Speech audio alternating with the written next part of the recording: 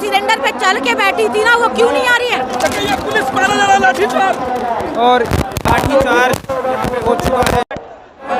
लाठीचार्ज भी हो सकती है, देखिए। होने दीजिए, वो तो उनकी आदत है। जब उनके अपने आम आदमी अपने हक की बात करता है, कोई सही बात करता है, तो वो अपने इस तरीके से लाठी चार्ज करेंगे, जेल में डालेंगे, मार डालेंगे, उससे ज्यादा तो कुछ नहीं कर सकते। मोदी जी को फंसाया जा रहा है चीन और मोदी जी को कोई फंसा नहीं रहा। मोदी जी ने इतने सारे करोड़ों जनता को फंसा के रखा अपने झूठे वादों में। मोदी जी को किसी ने नहीं फंसाया, वो फंसा के रखे हैं झूठे वादों में, झूठे जुमलों में। अपने देश की एक एक जनता को झूठ बोल के उन्होंने फंसा के रखा है। अच्छी ट्रेड डील की है, बेहतर बहुत अच्छे ट्रेड डील की, इसी वजह से तो सिलेंडर महंगे हो गए। अब अभी कच्चे तेल की भी आपदा हमारे पे आने ही वाली है। महंगाई वैसे बढ़ती जा रही है, वो वैसे ही बहुत अच्छे ही ट्रेड डील लाते हैं, जिससे आम जनता क्यों बहुत ज़्यादा खुशी के बदले वो दुखी हो जाती है। सिलेंडर की खपत खूब है, लेकिन कांग्रेस वाले लाइन में लग रहे हैं, बहका रहे हैं लोगों को। अच्छा, जो आम जनता त्रस्त होकर अपने चीज़ें बेच रही हैं, जो ब्लैक मार्केटिंग शुरू हो गई है, जो कमर्शियल सिलेंडर 4,000 में और घरेलू डोमेस्टिक सिलेंडर 3,000 में मिल रहा है, वो हमने भड़काया लोगों को। कैसे शुरू हो गई? जब इतनी सारी व्यवस्थाएं हैं, इतने खूब है सिलेंडर, तो फिर कैसे होगा? पॉसिबल कैसे है? आपने इतना हंगामा कर रखा है, देखिए कितनी ज़्यादा बैरिकेडिंग पुलिस पर मना कर रहे हैं। जब आवाज़ लोगों के कान में, हमने शांति प्रिय तरीके से हमने रास्ता आजमाया, तो क्या कुछ हुआ? क्या इनको सुनाई तो तभी भी नहीं दे रहा और अभी भी नहीं देगा। पिछली बार नंगे हो गए थे, लॉ एंड ऑर्डर। देखिए, हमें इस तरीके से मजबूर किया जा रहा है, हम अपनी बात रखें कहाँ? हम शांति प्रिय तरीके से रखते हैं तो कोई फायदा होता है क्या? सुनते हैं क्या? पुलिस भेज के अंदर करवा देते हैं, जेल में डलवा देते हैं। तो किस तरीके से हम अपनी बात रखें? हमारे पास कोई जरिया नहीं है इसके अलावा। ईरानी भी ऐसी हम लोग आगे सांसद घेराव करने जाना चाह रहे हैं, हम अपने शांतिपूर्ण तरीके से वहाँ जाना चाह रहे हैं। इन्होंने, पुलिस ने बैरिकेटिंग कर दी है, लाठी चार्ज करना वो स्टार्ट कर दिया। कार्यकर्ताओं में गुस्सा है, देखिए। क्यों नहीं रहेगा? जब आम आदमी त्रस्त है, हमारे घर में भी तो सिलेंडर से ही खाना बनता है, हमारे घर में भी तो गाड़ियाँ डीजल पेट्रोल से ही चलती हैं, तो हमारे को आक्रोश होना आम है ना, नॉर्मल सी चीज़ है। वो कौन नहीं आक्रोशित होगा? कह रहे पूरी दुनिया में संकट है, देखिए जी, पूरी दुनिया में संकट है, भारत में नहीं है, देखिए। ये एक उनका हर बार का जुमला, जैसे पहले भी रहा है अभी भी है। उनकी बातों पे विश्वास करना ही बहुत बड़ा बेवकूफ़ी अपने आप में। पुलिस नहीं जाने देगी, आगे क्या करोगे? हम करेंगे, हम अपनी तरफ से पूरी कोशिश करेंगे। वो अपनी कोशिश लगाएं, वो अपनी ताकत लगाएं, हम अपनी ताकत लगाएं। मूड में हो इसका। बिल्कुल होगा। हम मार खाएंगे या वो मारेंगे, हम पीटेंगे। कंप्रोमाइज है, किससे कंप्रोमाइज कर लिया?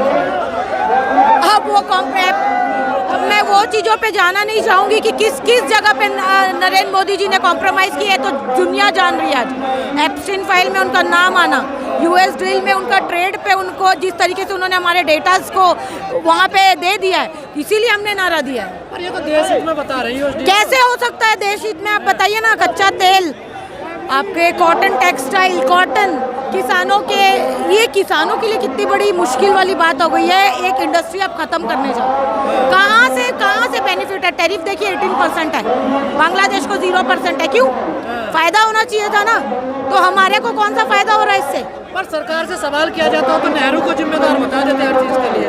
जी, सरकार से कोई भी सवाल होता हो तो नेहरू गांधी को जिम्मेदार बता देते हैं। नेहरू गांधी जी को वो जिम्मेदार बताएंगे ना, क्योंकि हमने बनाया है, नेहरू जी ने देश को बनाया है, इन्होंने बेचा है, और हम उस चीज़ को अब रोक रहे हैं, तो वो नेहरू जी जिम्मेदार। आप बताइए, सेल, तेल, बेल, जितनी भी गवर्नमेंट की चीज़ें थी, इन्होंने प्राइवेटाइज करके बेचना शुरू कर दिया। तो जिम्मेदार कौन है? ये सब जानते हैं। उनके बोल देने से अब उनके कहे का भी कोई वैल्यू नहीं रहा। राहुल गांधी कह रहे हैं और संकट आने वाला है देश पर बड़ा। आज तक राहुल गांधी जी की जब उन्होंने कोरोना काल पे बात की थी कि कोरोना आएगा, नोटबंदी पे जो बात कही थी कि डेमोन्स्ट्रेशन होने के बाद में डिमोनेटाइजेशन होगा और यहाँ पे हमारा जो पैसा है वो गिरेगा, हमारे रुपए की कीमत गिरेगी, वो हुआ ना? कोरोना आई ना? तो ये जो आज देखिए, वो बहुत लॉजिकली बात करते, सोच के बात करते, कुछ भी नहीं बोलते।